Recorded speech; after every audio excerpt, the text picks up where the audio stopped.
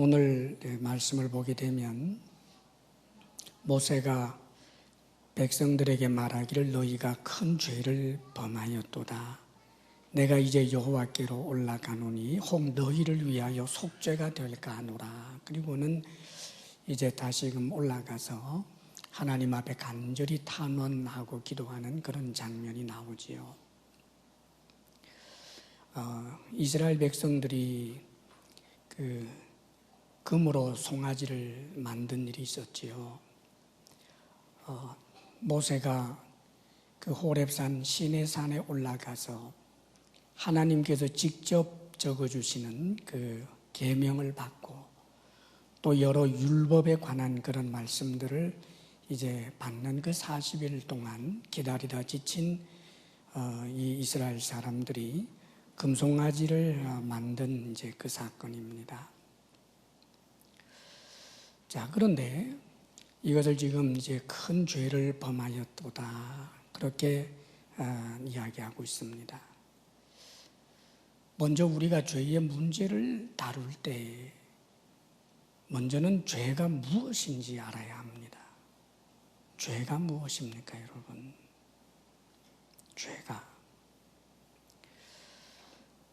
죄란 내가 죄라고 생각하면 죄고 내가 죄라고 생각하지 아니하면 죄가 아닌 그런 것이 아닙니다. 혹은 수많은 사람들이 죄라고 규정을 하면 그게 죄가 되고 많은 사람들이 죄가 아니라고 규정을 하면 죄가 아닌 그런 죄에 대한 정의도 잘못된 정의입니다. 죄는 하나님의 말씀에 벗어나는 것, 하나님의 말씀을 업수히 여기고 하나님의 말씀을 짐짓 거부하는 이것이 바로 죄입니다. 하나님의 말씀을 따라 살지 않는 하나님 말씀 바깥에 있는 것, 그게 죄라는 말이지요. 죄의 규정자는 하나님이십니다. 그렇기 때문에 특별히 우리 그리스찬은 죄가 무엇이냐라고 할 때 하나님의 말씀을 떠난 것이 죄라고 하는 사실을 꼭 기억해야 합니다. 지금 모세가 너희가 큰 죄를 범하였도다 라고 이스라엘 백성들에게 말했는데 이 큰 죄라는 게 도대체 뭐였습니까, 여러분? 큰 죄라고 말했어요. 그 금송아지 만든 사건 때문에 이미 3,000명 정도 죽었고 그리고 그 금송아지를 불로 태우고 또 맷돌로 갈든지 이렇게 가루로 만들어서 백성들에게 마시기까지 한 그 하나님의 엄청난 분노를 모세를 통하여 다 부각을 시켰음에도 불구하고 이 문제를 종결하지 않고 너희가 큰 죄를 범하였도다 라고 말하고 그리고 하나님 앞에 올라가서는 이들의 죄를 사해 주십시오. 그렇지 아니하시려거든 차라리 제 이름을 하나님의 책에서 지워달라고까지 할 정도로 이 죄의 문제를 아주 심각하게 말하고 있습니다. 사랑하는 여러분, 도대체 이스라엘 백성들이 무슨 죄를 지은 거예요? 이스라엘 백성들이 하나님께서 나 외에 다른 신을 위하지 말라, 우상을 만들지 말라라고 한 그 말씀을 그렇게 깊이 있게 담아두지 않고 그 말씀을 어겼는데 이것도 보면 적극적인 것은 아닙니다. 뭐냐 하면 다른 신을 사실상 섬긴 게 아니고 야훼 하나님, 여호와 하나님을 눈에 보이지 아니하는 하나님을 눈에 보이도록 형상화시킨 것, 금송아지를 만든 것. 사실 이스라엘 백성들이 바보가 아닌 다음에야 금송아지 그 자체가 하나님이라고 생각지는 않죠. 하나님을 형상화했을 뿐입니다. 그러면서 그 하나님을 형상화해서 말하자면 믿기 쉽게 만들어 놓고 힘이 빠지고 지금 처져 있었던 이스라엘 백성들이 그 앞에서 축제를 벌리면서 새 힘까지 내게 되었는데 도대체 이게 뭘 그렇게까지 심각한 죄란 말이에요. 그런데 성경은 이들의 죄가 그냥 쉽게 넘어갈 만한 간단한 것이 아니고 아주 심각한 죄라고 지금 지적을 해주고 있는 것입니다. 죄란 다 그런 것입니다. 하나님의 말씀을 귀담지 않는 것, 하나님의 말씀을 무겁게 여기지 않는 것, 이것이 바로 심각한 죄가 되는 거예요. 제가 이번에 세미나 참석차 유럽 쪽에 나갔다가 다시 한번 느꼈던 그 아픔, 그것이 바로 이런 부분이었습니다. 전통적으로 기독교 국가라고 할 수 있었던 그 나라들이 하나님을 경외하는 사람들이 참 찾아보기가 어렵습니다. 왜 그렇게 되었을까? 합리적 이성 붙들고 합리적인 이성에 부합되는 하나님의 말씀 혹은 예수님의 말씀만을 귀하게 여기고 자신들의 이성에 맞지 않는 것이라고 할 때는 하나님의 말씀이라고 할지라도 조금도 귀담아 들으려 하지 않는 그런 문화 풍조의 확산입니다.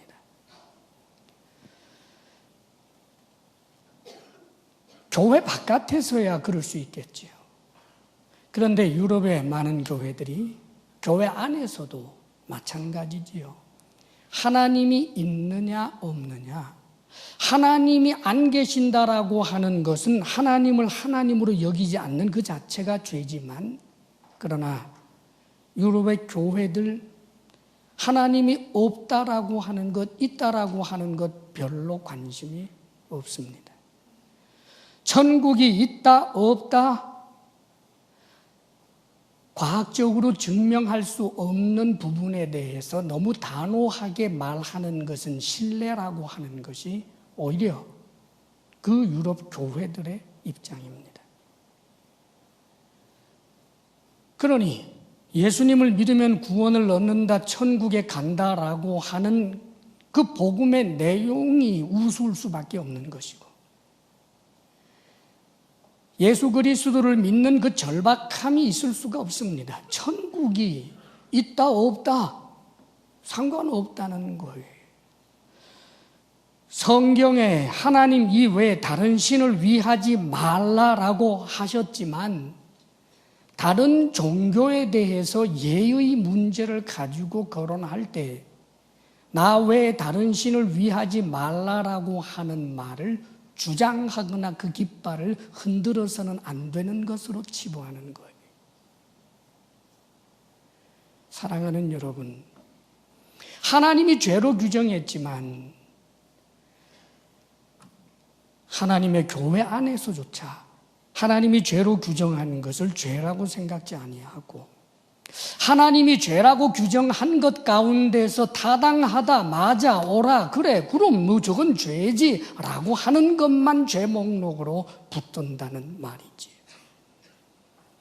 약자를 억압하거나 도둑질을 하거나 살인하거나 강자가 약자에 대하여 업신여기는 모든 그런 행동들, 그것은 죄다. 오, 그래, 그건 죄다라고 동의하지만 예수님을 믿지 아니하는 것이 죄다라고 말해서는 안 되는 곳이 유럽의 교회들이 되고 말았습니다. 사랑하는 여러분, 하나님은 한 분밖에 없습니다. 예수 그리스도를 믿음으로 천국 가고 사람이 죽으면 자연인은 지옥에 던져집니다 라고 그렇게 믿고 주장하는 사람들은 극소수에 불과한, 얼마나 마음이 아픈지 몰라요. 그러면 유럽의 교회들 무슨 일들 할까요? 일반적으로 유럽 사회는 윤리적인 면에 있어서 전 세계에서 가장 좀 높은 수준들이지요. 그래서 교회 안에서도 장애인을 돌보기 위한 어떤 프로그램, 삶을 살다가 굉장히 삶이 힘겨워하는 사람들을 돕기 위한 이런저런 프로그램들, 그런 것 가동합니다. 주 예수를 믿어라. 그리하면 너와 네 집이 구원을 얻으리라. 이런 소리 하면 한심한 크리스찬이 되는 거예요. 선한 일을 하되 오른손이 하는 것을 왼손이 모르게 하라. 이 말씀을 빵을 주면서 예수 믿으라 이런 소리 하지 말아라. 이렇게 이해를 해버립니다. 우리가 선한 일을 하면서 교만에 빠지지 말라고 주신 말씀을, 복음을 힘있게 전하는 것을 부끄러운 일로 여기는 그런 모양새를 갖고 있습니다. 사랑하는 여러분, 얼마나 마음이 아팠는지 몰라요. 그렇다면 정말 윤리적으로 선한 일을 실천하는 그런 일들은 정말 그들은 대단하게 해내고 있는가? 일반적으로 지구상에서 굉장히 높은 수준의 윤리성을 갖고 있지요. 정치적으로나 사회적으로나 아마 선진국가라고 하는 나라들이 그럴 것입니다. 그런데 여러분 아십니까? 저 아프리카에 기아에 허덕이는 사람을 위해서 100불 구제금을 보낼 수 있어요. 그렇지만 자신의 삶의 현실 속에 내 일자리를 검은색 피부의 사람들이 혹은 황인종들이 자꾸만 잠식해 들어간다라고 하는 것에 대해서 자신들의 이해 문제가 엇갈리는 상황에 있어서 그들은 참지 못합니다. 그래서 윤리 어쩌고 하면서도 여전히 피부 색깔이 다른 사람들, 황인종, 흑인 이들에 대하여 얼마나 차별이 심한지 모릅니다. 많이 배웠고 그러면 고상하고 세련된 방법으로 차별하고 어떤 경우에는 무지막지하게 차별합니다. 사랑하는 여러분, 하나님의 말씀을 그 말씀 그대로 붙잡고 선과 악에 대한 규정자를 철저하게 하나님께 두고 하나님의 말씀에 나를 비추어 살고자 하는 거룩한 몸부림과 노력이 없이 인간 스스로 인간 지성과 혹은 합리성과 경험이나 이런 것들을 가지고 혹은 인본주의를 가지고 선한 일을 해낼 수 있는 자가 아무도 사실 없습니다. 성경에 우리 인간을 하나님께서는 의인은 없나니 하나도 없다라고 말씀하셨고 선한 일을 통하여 구원을 얻을 수 있는 존재가 하나도 없다라고 말씀을 하고 있는 것입니다. 다시 말하면 주님의 은혜를 떠나서 다른 어떤 방법으로 죄의 문제를 해결하거나 구원받을 수 없다라고 이야기하고 있지만 이 죄의 심각성을 죄를 죄 자체로 아예 여기지도 않기 때문에 그 심각성이 얼마나 커져가고 있는지 몰라요. 지금 이런 인본주의가 미국에도 점차 번져가고 우리 한국 땅에도 이미 들어와서 수많은 크리스찬들이 넘어지게 되는 일들이 얼마나 많이 일어나는지 모릅니다. 사랑하는 여러분, 죄의 규정자는 하나님이라는 사실을 다시 한번 확인할 수 있기를 바랍니다. 내가 동의하느냐 동의하지 않느냐의 문제가 아닙니다. 하나님께서 규정하신 그 말씀을 붙들고 그 말씀을 따라 살고자 하는 거룩한 노력들이 우리 공동체에 있기를 주의 이름으로 축원합니다. 자, 그런데 여러분, 죄를 규정하는 이가 하나님이고 하나님의 말씀을 벗어난 것이 죄라고 했는데, 그런데 이 세상의 모든 사람들이 하나님의 말씀을 벗어나 있지 않은 자연인이라고는 하나도 존재하지 않습니다. 그렇다면 이 죄의 문제는 어떻게 해결할 수 있을까요? 이 죄의 문제를 해결하는 방법, 32절에 이렇게 말씀해 주고 있습니다. 32절 우리 함께 읽어볼까요? 다 같이 시작. 그러나 이제 그들의 죄를 사하시옵소서. 그렇지 아니하시함 원하건대 주께서 기록하신 책에서 내 이름을 지워버려 주옵소서. 죄의 문제를 해결하는 길은 오직 한 가지밖에 없습니다. 그것은 하나님께 죄 사함을 받는 것밖에 없어요. 모세가 이것이 죄인 줄 알고 그 다음에 그가 택한 방법은 하나님께 나아가서 하나님 이 죄를 사하여 주옵소서, 용서하여 주옵소서라고 탄원하는 거예요. 죄를 해결하는 방법, 그것은 하나님의 용서 이외에 없다는 말이지요. 모세가 얼마나 대단한 사람인지, 내 백성을 사하여 주십시오. 그렇지 아니하시려거든 내 이름을 하나님의 책에서 지워달라고까지 그렇게 탄원하고 있습니다. 모세의 이 백성을 사랑하는 마음, 모세의 이 희생정신 정말 숭고합니다. 그러나 여러분 기억하십시오.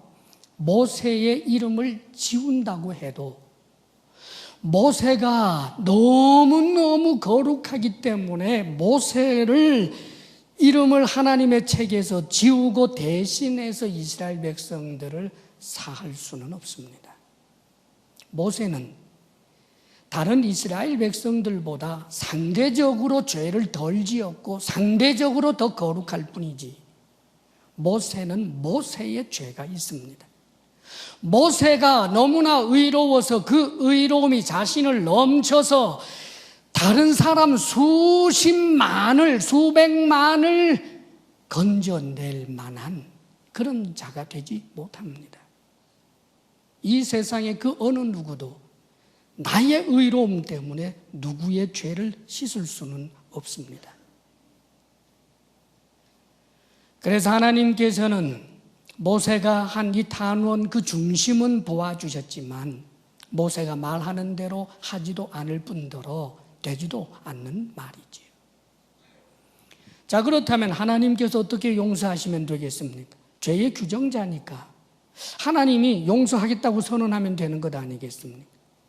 그냥 하나님 쪽에서 그래 내가 용서하마, 하나님이 용서하면 천사들이 대들겠습니까? 우주에 어떤 존재가 있어서 하나님 부당합니까 하고 대들 자가 어디 있겠습니까? 하나님은 절대 주권의 존재, 그분은 그냥 용서하면 될 것 같습니다.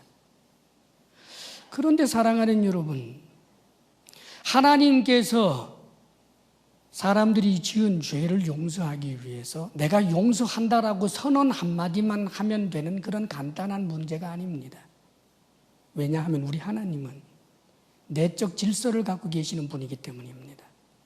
죄를 죄 없다고 그냥 눈 감아 버릴 수 있는 분이 아닙니다. 하나님은 의로우신 분이시고 하나님은 선하신 분이시기 때문에 죄를 죄 아니라고 그렇게 규정할 수 없는 분입니다. 하나님은 자기 모순에 빠질 수 없다 그 말이에요. 그렇다면 하나님께서 죄를 사하시기 위해서 택한 방법이 무엇입니까? 바로 하나님의 자기 희생입니다. 하나님이 사람이 되신 분, 삼위일체 하나님, 성자 하나님, 그 영원한 하나님, 그분이 사람 되시고 죄인 되셔서 십자가에 못 박혀 죽으시는 바로 그 사건을 통해서만 하나님은 죄를 사하여 주시는 것입니다. 할렐루야.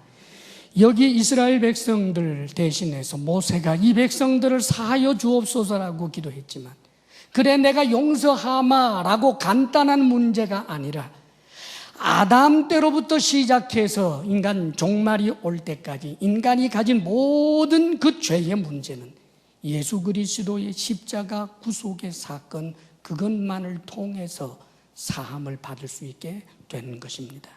이것이 바로 복음입니다, 여러분.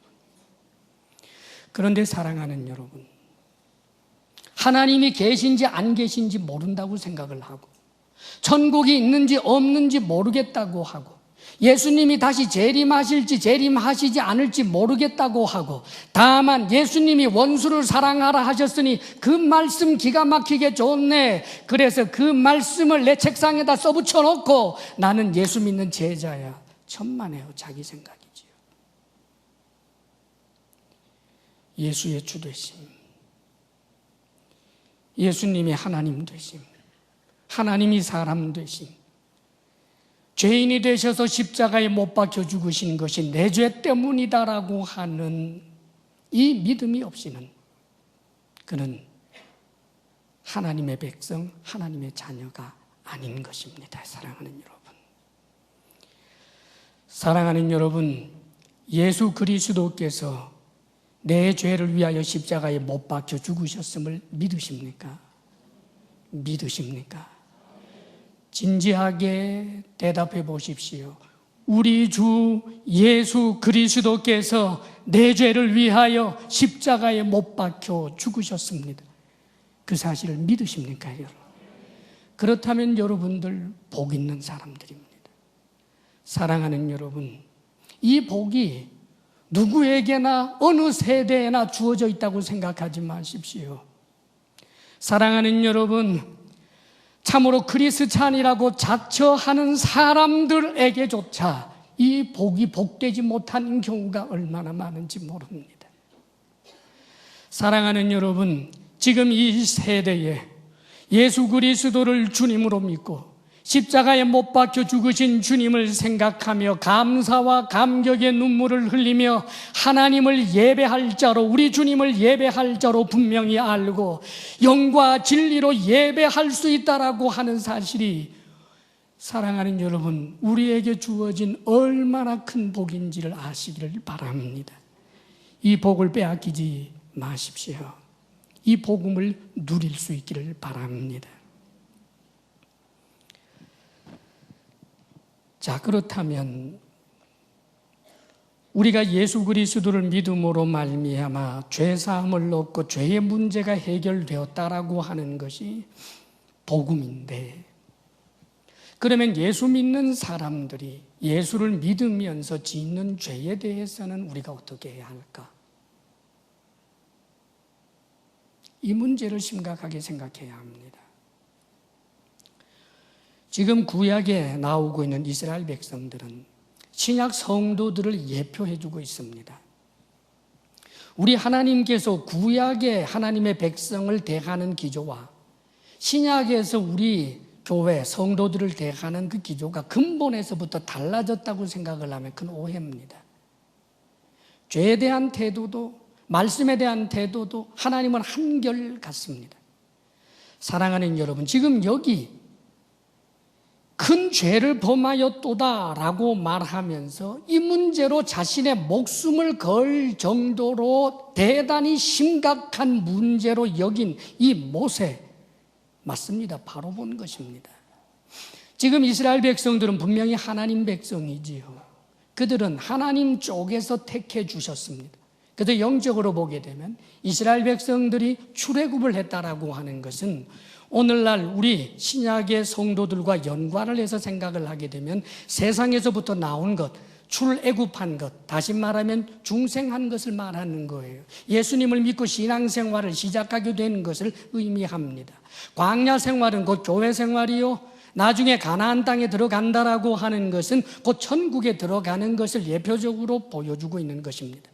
지금 광야 교회에서 일어난 일입니다. 말하자면 하나님의 백성들에게서 일어난 일입니다. 하나님의 백성들이 하나님의 말씀을 벗어나서 죄를 범한 것에 대해서 하나님께서 어떻게 대처하고 계시고 어떻게 요구하고 계시는지를 알아야 합니다. 하나님께서는 구약의 백성들은 율법의 행위로 구원을 하고 신약의 백성들은 믿음으로 구원을 한다. 이런 도식을 갖고 있는 이들이 있는데 잘못된 생각입니다. 구약이든 신약이든 하나님의 은혜로 구원을 얻는 것입니다. 이스라엘 백성들, 구약의 백성들에게 율법을 주셨지만 그 율법을 따라 살지 못하기 때문에 제사 제도를 주셨습니다. 모세를 통하여 제사 제도를 주기 전부터 이미 하나님께서는 하나님의 사람과 동행하게 될 때 죄의 문제를 해결하는 방법을 가르쳐 주셨는데 그것이 제사입니다. 짐승을 잡아서 이 짐승이 내 죄 때문에 대신 죽습니다. 오 하나님 나를 긍휼히 여기소서. 이것은 예수 그리스도 십자가 사건을 이미 예표하고 있었던 것이고 구약의 백성들도 하나님의 말씀에 대하여 잘못했을 때 하나님 앞에 속죄제를 드린다든지 화목제를 드린다든지 번제를 드림으로 인하여 그 죄의 문제를 해결하는 그런 은혜의 통로를 열어놓으셨습니다. 사랑하는 여러분, 그런데 우리 하나님께서 지금 이스라엘 백성들이 죄를 범했을 때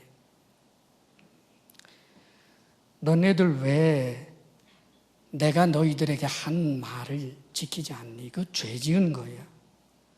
그러니까 이제 다 집집이 돌아가서 양 한 마리 잡고 하나님 앞에 속죄제 드리고 화목제 드리려무나. 이렇게 간단하게 넘어가지 않았습니다. 우리 하나님께서 쇼를 한 게 아니고 이스라엘 백성들을 정말 버릴 만큼 심각한 죄라고 하는 것을 보여주신 것입니다. 그리고 하나님께서 이 죄의 문제에 대해서 나중에는 반드시 보응하겠다라고 하는 말씀까지 하십니다. 먼저 우리 그리스찬이 예수님을 믿고 난 다음에 예수님을 믿음으로 내 죄가 해결되었고 내 죄가 용서를 받았지만 예수를 믿고 난 다음에도 우리가 살고 있는 삶의 현실 자체가 아직은 천국이 아니기 때문에 이 세상 살면서 죄에 관한 문제를 쉽게 생각하면 안 된다는 말입니다. 주님께서 내 죄를 위하여 죽으셨으니 내가 이런저런 죄 지은 것 용서해 주십시오. 이 말 한마디 하면 그냥 하나님이 꼼짝없이 용서해 주시는 그런 공식 가지면 안 된다는 말입니다.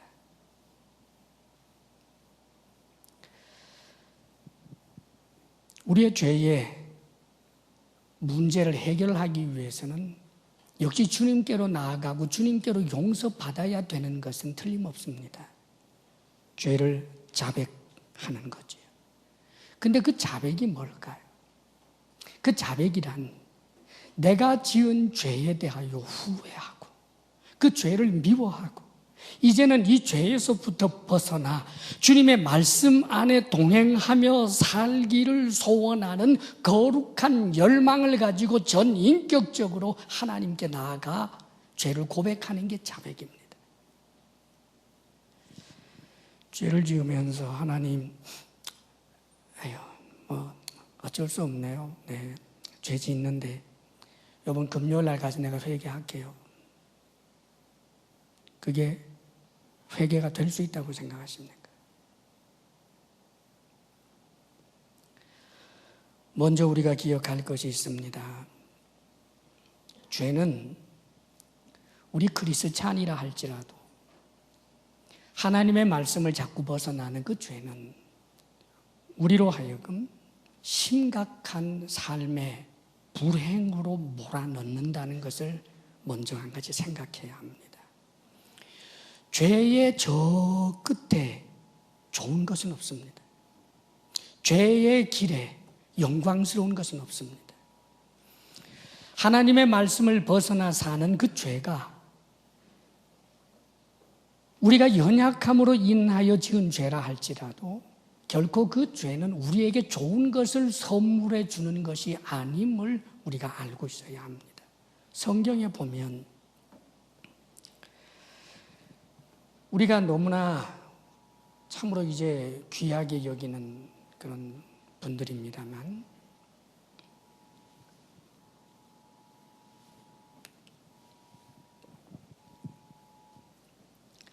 다윗의 죄라든지 기드온의 죄에 대해서 우리는 조금 압니다.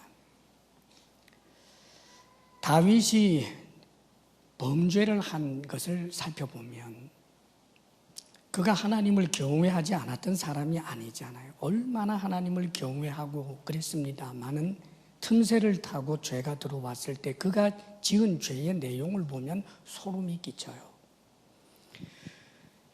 간음죄를 범하고 그 간음죄가 세상에 드러날까 봐 두려워서 그 남편을 교묘한 술수를 가지고 죽이지 않습니까? 그런데 하나님께서 나중에 이것을 하나님의 말씀으로 지적하는 그 선지자의 말을 듣고 회개하는 그 다윗에게 즉시로 용서를 선언하면서도 하나님께서는 다윗에게 막대기를 들고 반드시 너 때리겠다라고 하십니다. 그래서 다윗이 나중에 자신의 아들 압살롬의 반역과 자신의 아들이 자신의 첩을 강간하는 백주대낮에 참으로 상상할 수 없는 그런 하나님의 채찍과 몽둥이에 맞는 일들이 나옵니다. 어떤 이들은 하나님께서 죄를 용서했다고 할지라도 그 죄에 대한 책임은 다 져야 된다고 말하는데 그런 것은 아닙니다.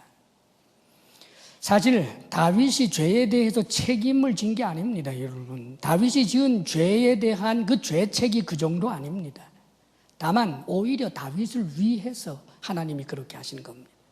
다윗보다 다윗을 잘 아시는 하나님이 지금 잘못했습니다. 침상이 썩을 만큼 회개의 눈물을 흘렸다고 할지라도 왕이라고 하는 이 지고의 자리에서 온갖 유혹이 있을 수 있는 그 최대 권력자로서 다시금 그 죄의 자리에 떨어질 것을 알고 계시기에 다윗을 살리기 위해서 다시는 그런 것을 꿈도 꾸지 못하도록 말하자면 하나님께서는 징계하셨던 것입니다.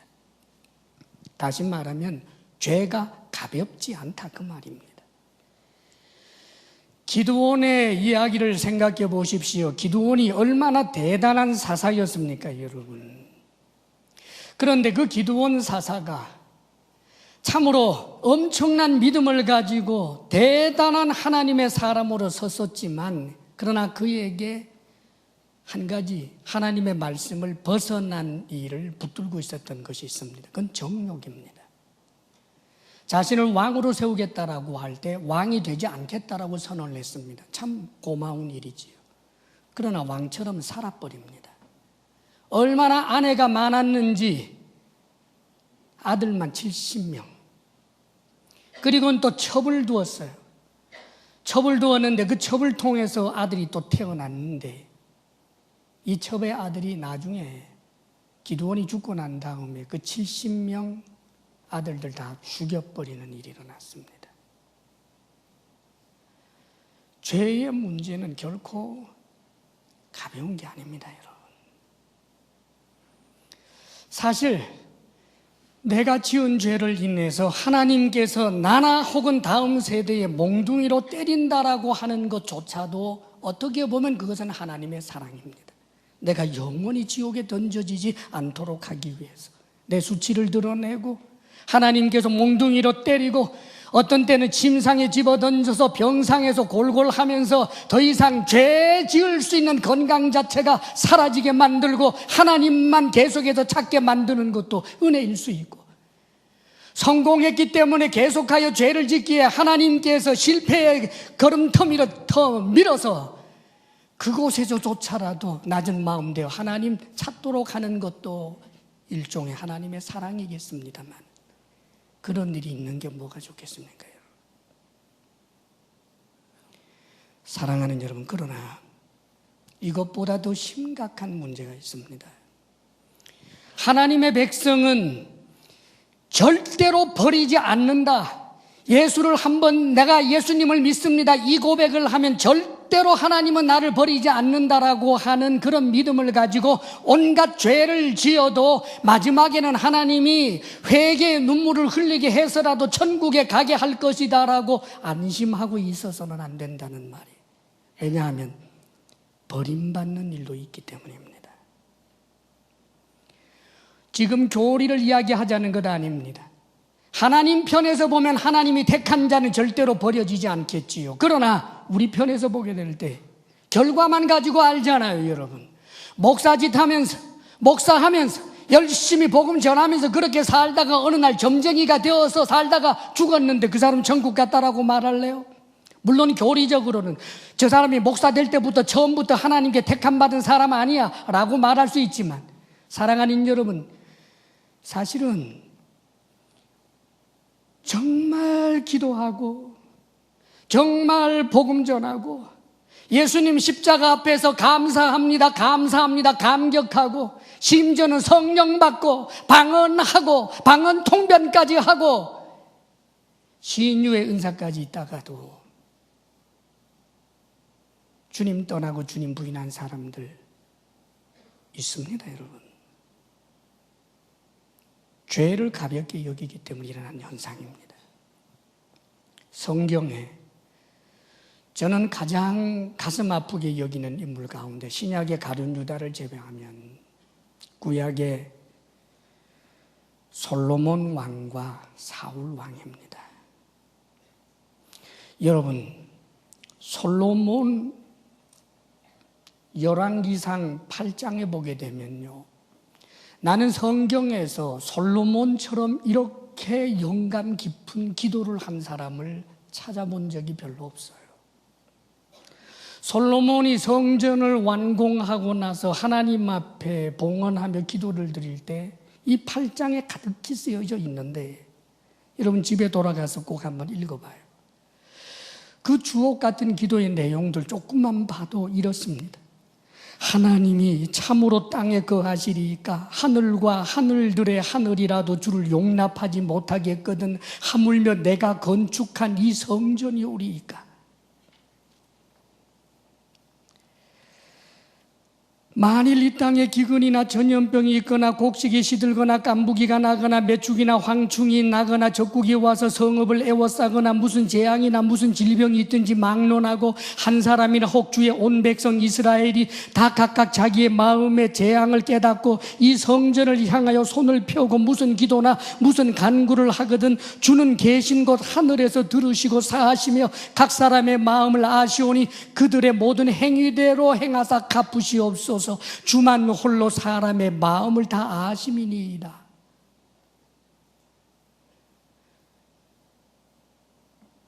주의 백성 이스라엘에 속하지 아니한 자 곧 주의 이름을 위하여 먼 지방에서 온 이방인이라도 그들이 주의 크신 이름과 주의 능한 손과 주의 펴신 팔의 소문을 듣고 와서 이 성전을 향하여 기도하거든 주는 계신 곳 하늘에서 들으시고 이방인에게도 은혜를 달라고 하는 주옥 같은 그런 기도들. 그런데 여러분, 이 솔로몬이 아가서 솔로몬이 성경을 기록한 사람이에요. 잠언 대부분이 이 솔로몬이 기록했습니다. 전도서 솔로몬이 거의 기록했습니다. 시편에도 솔로몬이 쓴 게 얼마나 많은지 몰라요. 그런데 이 솔로몬이 열왕기상 11장 9절에 보면 이렇게 기록이 됩니다. 솔로몬이 마음을 돌려 이스라엘의 하나님 여호와를 떠남으로 여호와께서 그에게 진노하시니라. 여호와께서 일찍이 2번이나 그에게 나타나시고 이 일에 대하여 명령하사 다른 신을 따르지 말라 하셨으나 그가 여호와의 명령을 지키지 않았으므로. 솔로몬은 끝끝내 하나님이 직접 나타나셔서 명령하셔도 그 말씀을 따라 살지 않고 죽었습니다. 신약 성경의 믿음의 선진들을 쭉 나열할 때 솔로몬은 빠집니다. 사랑하는 여러분, 스데반 집사님이 순교를 하기 전에 설교를 할 때 솔로몬이 성전을 건축했다라고 하는 것은 언급하지만 그의 믿음을 따라야 할 것이라고 말하지는 않습니다. 사랑하는 여러분, 왜 이런 일이 일어났을까요? 죄의 낙을 즐겼기 때문입니다. 죄를 가볍게 여겼기 때문입니다. 솔로몬은 참으로 지혜로운 하나님께서 지혜의 영을 주셔서 대단히 지혜로운 사람이었으나 그가 하나님을 떠남으로 말미암아 전도서에 말하고 잠언에서 말하고 아가서에서도 그렇게 하나님의 말씀을 잘 전했습니다마는 그는 가장 어리석은 사람이 되고 말았습니다. 지혜의 근본은 하나님을 경외하는 것이라고 말했지만 본인은 정작 하나님을 경외하면서 떠난 가장 미련한 자가 되고 말았습니다. 왜 그렇게 되었을까요? 부귀. 하나님이 부귀를 주셨는데 하나님의 말씀을 붙들고 그 부귀를 지켜야 되는데 하나님의 말씀을 떠나서 정략 결혼을 통하여 부귀를 지키려고 하다가 그래서 하나님의 말씀을 업수히 여기고 자신이 하나님의 말씀을 전한 사람이었기에 자신이 하나님의 말씀 은혜 받았을 때 전한 사람이었기에 어떤 선지자가 자신에게 말한다고 할지라도 귀틀어 맞고 내가 다 알아. 결국은 솔로몬은 가장 불행한 사람이 되고 말았습니다. 사울 왕도 마찬가지지요. 하나님이 택하여 왕을 세웠지만 그 왕권이라고 하는 것을 자신의 힘으로 지켜내려고. 그래서 하나님께서 말씀해 주시고 보여주신 뜻이 있음에도 불구하고 짐짓 하나님을 끝까지 대항하였던 이 사울 왕, 완고함입니다. 사랑하는 여러분, 저는 사랑하는 우리 주사랑교회 성도 여러분과 제 자신이 하나님 말씀 앞에 절대로 완고해지지 않기를 바랍니다. 완악해지지 않기를 바랍니다. 사랑하는 여러분, 죄의 낙을 즐기다가 보면 그 자신이 지금 즐기고 있는 그 죄의 낙을 지키려고 하다가 보면 죄를 죄라고 규정하는 하나님의 말씀을 거부할 수밖에 없는 악한 심성이 일어나 버린다는 사실을 알아야 합니다. 우리 기독교인들이 아주 조심해야 할 일이 있습니다. 그것은 죄를 너무 쉽게 생각하고 가볍게 생각해서 오히려 차라리 미신적으로 내세가 있다고 생각을 하고 착한 일을 하면 좋은 데 가고 악한 일을 하게 되면 지옥에 던져진다라고 하는 그런 미신을 믿는 사람들의 수준보다 못한 그런 윤리성, 도덕성을 갖게 될 때가 있다는 것입니다.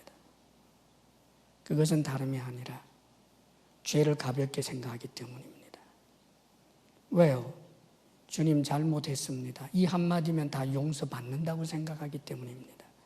스스로 속는 것입니다, 여러분.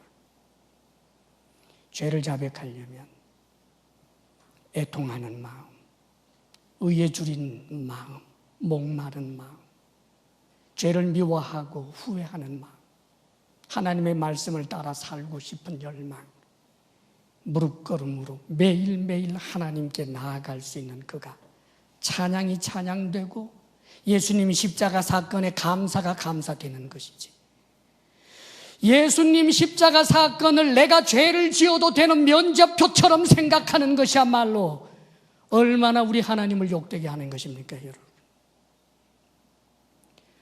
사랑하는 여러분, 가끔 이런 이야기를 들을 수 있습니다. 우리 크리스찬들이 주로 하는 말이지. 이 세상에 죄인 아닌 사람 없어. 맞습니다. 성경에 간음하지 말라 하셨는데 우리 주님께서 간음하지 말라라고 하시는 말씀을 해석해 주실 때 지나는 여인을 보고 음욕을 품는 자마다 간음하였느니라. 그 말씀을 붙들고 오 하나님, 제가 배우자를 떠나서 어떤 성적인 부적절한 그런 관계를 가진 적이 없습니다마는 그럼에도 불구하고 제가 간음죄를 많이 범한 악한 자입니다. 오 하나님, 나를 긍휼히 여기소서 하며 더욱더 주님께 가까이 나아오고 자신이 주님을 떠나서는 쓰러지고 넘어질 수밖에 없는 그런 존재라고 하는 것을 가르쳐 주시기 위해 주신 이 말씀을, 맞아, 이 말씀 앞에서 간음죄 안 범한 사람 어디 있겠어? 나도 그렇고 너도 그렇고 이 세상에 간음죄에 대해서 자유로운 사람이 있을까? 없지. 살인하지 말라 하셨는데 남을 미워하는 것도, 다른 사람을 밀어난 놈이라 욕하는 것도 살인죄라라고 하셨으니까 나도 너도 살인죄 범하지 않은 사람은 없네. 도적질 하지 말라고 하셨는데 하나님의 말씀을 따라서 정말 도적질 하지 않는 사람은 하나도 없네. 그러니 우리 죄 안 짓고 살 수 없잖아. 그래서 이 말씀 적용을, 그래 우리는 어차피 죄 지을 수밖에 없는 사람이야 라고 이해를 해서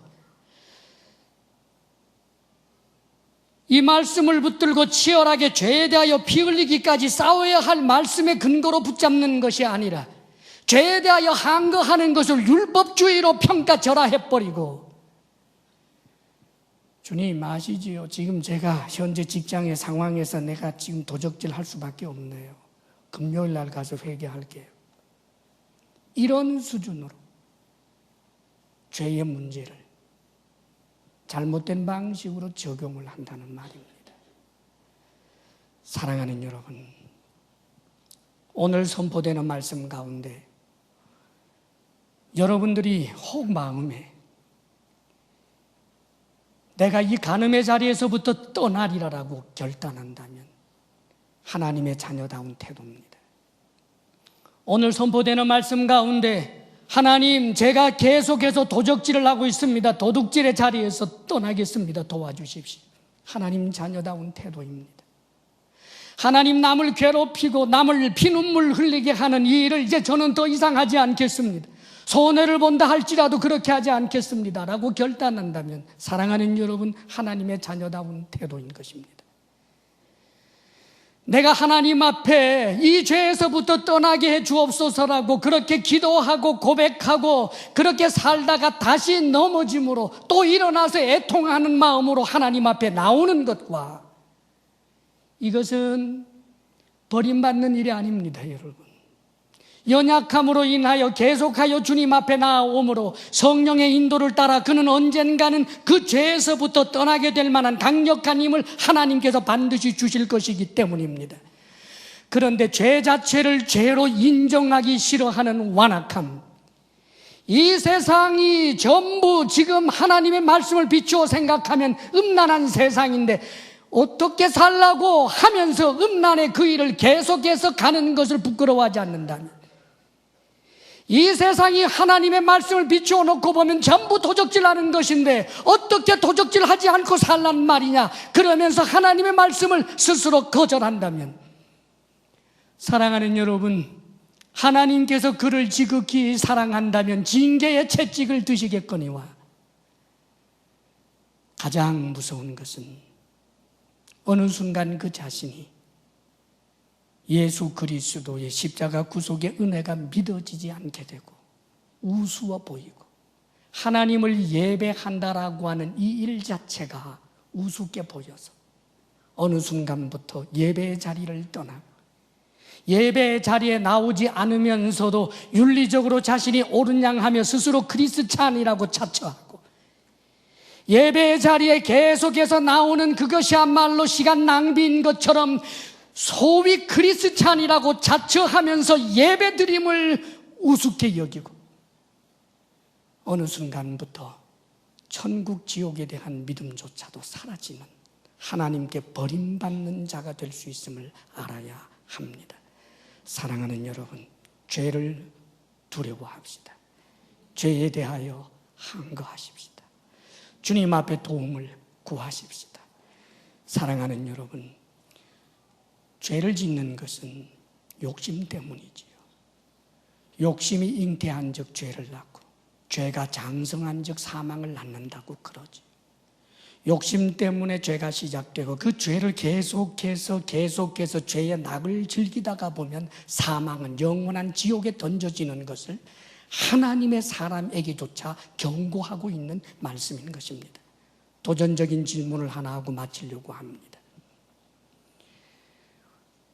하나님의 말씀을 따라 살면 부와 귀가 없습니까? 하나님의 말씀을 떠나야만 부와 귀가 보장됩니까? 어리석음입니다.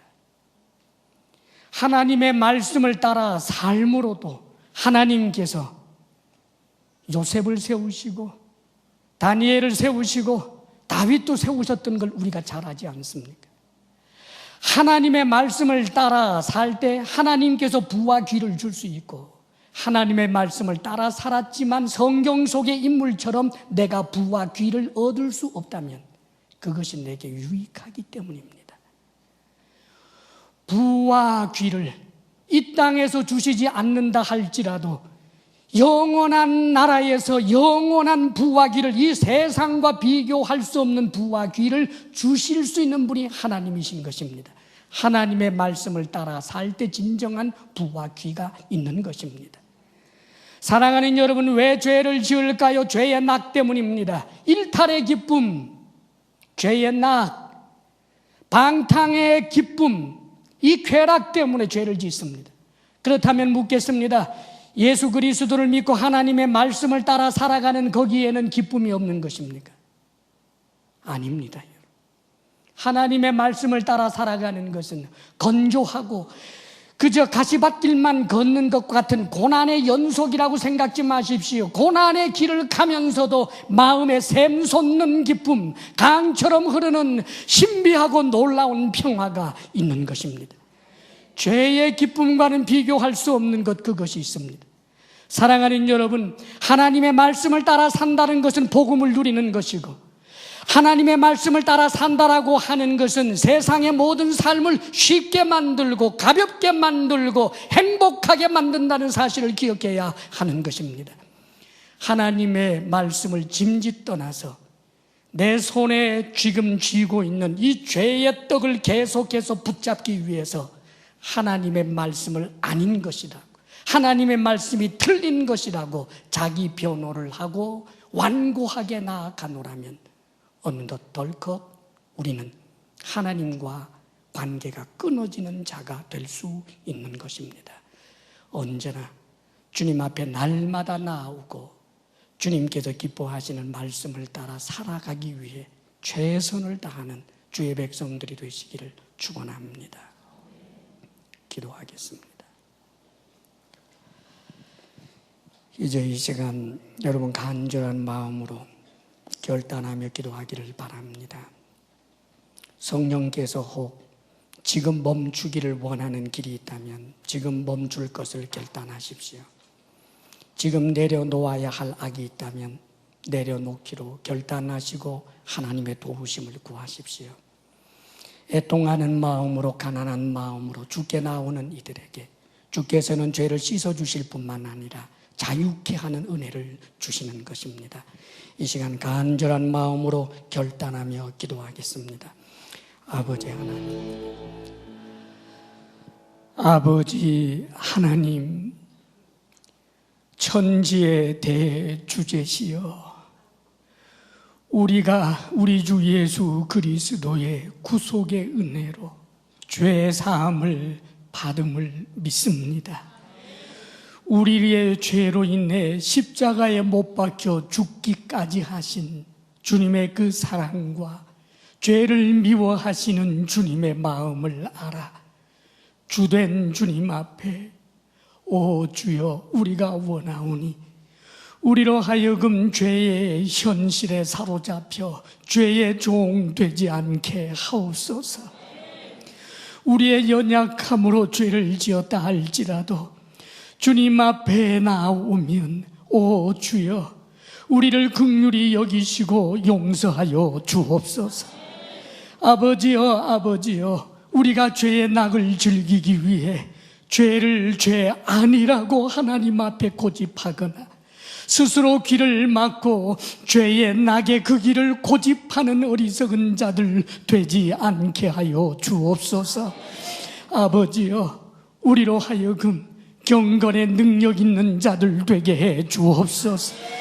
참 자유를 우리로 누릴 수 있도록 도와 주옵소서. 영원한 천국 그날이 오기까지 죄에 대하여 피 흘려 싸우기까지 하며 날마다 주님 닮아가는 우리들 되게 해 주옵소서. 아버지여 주님께서 주신 은혜를 우리가 무엇으로 보답하겠습니까? 감사함으로 주님 앞에 우리가 예물을 올려드리오니 주님을 사랑함으로 힘을 다함으로 모든 삶의 애환과 질고와 가난과 고통 가운데서도 거룩하게 구별하여 하나님 앞에 올려드리오니 아버지여 비록 누추하고 보잘것없다 할지라도 크게 여겨주시고 받아주옵소서.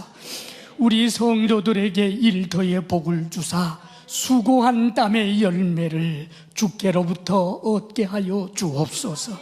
우리 성도들에게 건강의 복을 주옵소서. 마음의 평강 주옵소서. 부부사랑 돈독하게 하옵소서. 우리들의 자녀가 이 시대를 따르지 않고 죄를 멀리하며 거룩한 삶을 사는 믿음의 자녀들 되게 해 주옵소서.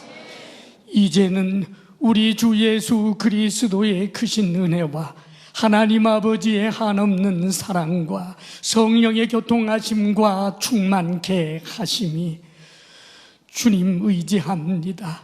믿음 있는 자로 살게 하소서. 고백하며 나아가는 사랑하는 모든 성도들 위해 이제로부터 영원토록 함께 하시기를 간절히 축원하옵나이다. 아멘.